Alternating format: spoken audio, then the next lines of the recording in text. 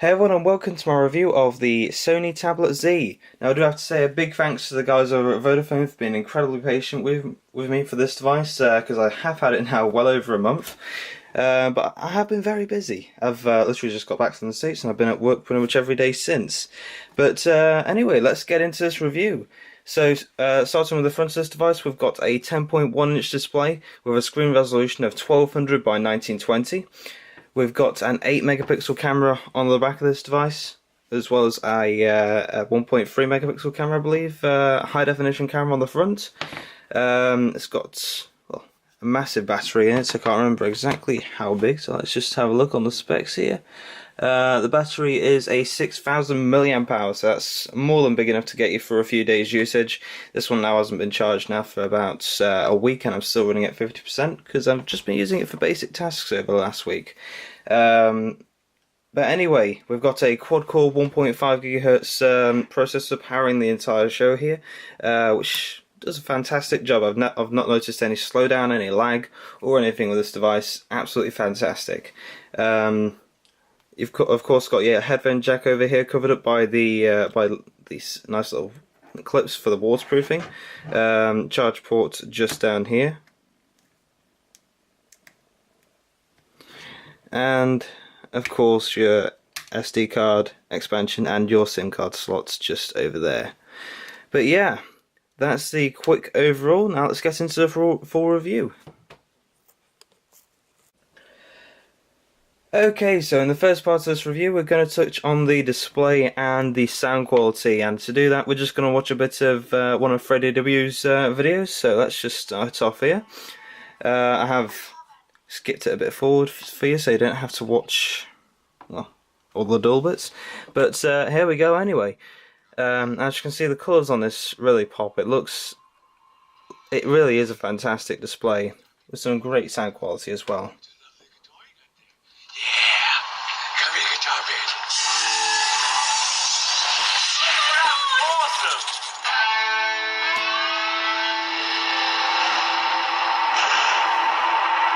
Let's tune this guy up.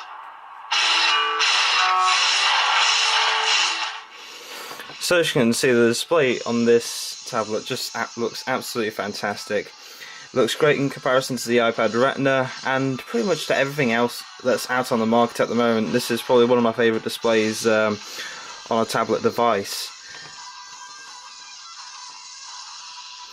Yeah, let's just get rid of the sound there.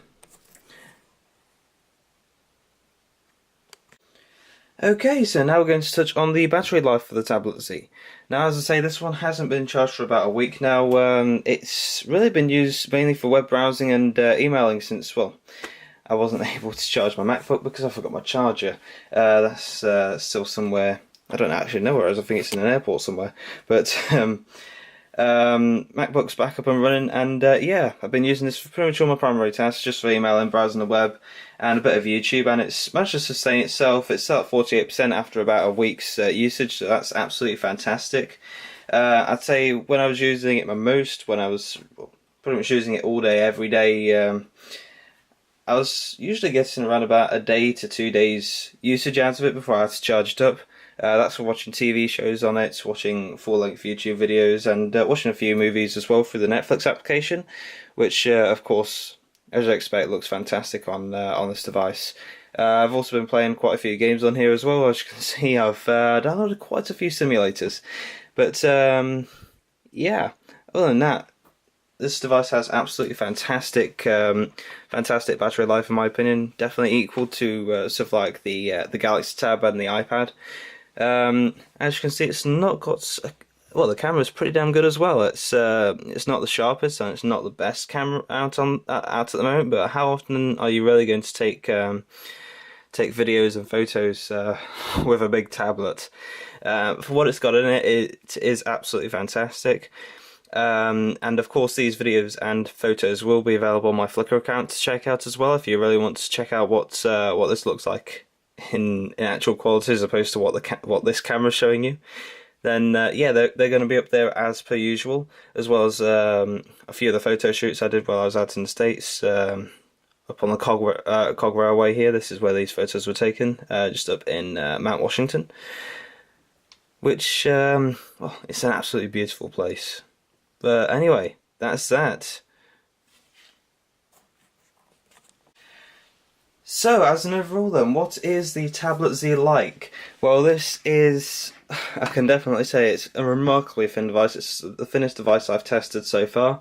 I mean, this is thinner than my iPhone. It's just fantastic. It's nice and light, it's comfortable to hold, despite the fact it has got rounded edges, but I don't think, when I saw the photos of it, would be this comfortable to hold without a case on. It gives you a nice grippy back as well, thanks to the type of plastic that's on the back, so you can quite easily hold it with one hand without without your hand feeling strained. And it's definitely not an uncomfortable device to hold as well. It's nice and fast, beautiful display, great a fairly decent camera for a tablet. It's fantastic. As an overall, it's not the best, but for a camera, it's an absolutely fantastic. For a tablet, it's an absolutely fantastic camera. Definitely one of the best that's out there at the moment. And of course, you've got the waterproofing, which is, to me, well, if you're ever going to be using it by the side of a pool or when you're on the beach, then it's always nice to know that nothing's really going to happen to it, no matter if it gets wet or what. Really, I mean, as long as the ports are covered up, you're fine. You're all good to go. But that's about that anyway. That's the Sony Tablet Z. I say once again, great big thanks to the guys over at Vodafone for sending this device out to me and for being incredibly patient with me sending it back, since it's a month late, near enough. So big thanks, guys. Thanks for letting me keep it this long, and thanks for being patient with me. Just so you know, guys, the next review, well, the next unboxing will be the iPhone 5S.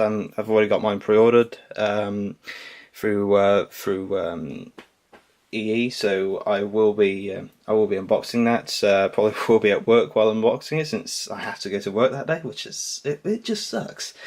But anyway, hope you're all looking forward to that. If you're interested, on my MickGamer16 channel, I'm going to be unboxing and reviewing Grand Theft Auto 5.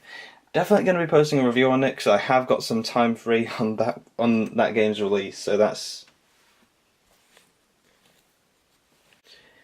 just so you know as well, guys. On my MickGamer16 channel next week, I will be unboxing and reviewing the special edition of Grand Theft Auto 5. Definitely going to be reviewing that game. I didn't have enough time to finish The Last of Us, plus I had a massive game save glitch, and I kind of became fed up with the game after that. So, Last of Us, good game, but too many bugs, frustration. It ruins a good game, unfortunately. I was disappointed in that.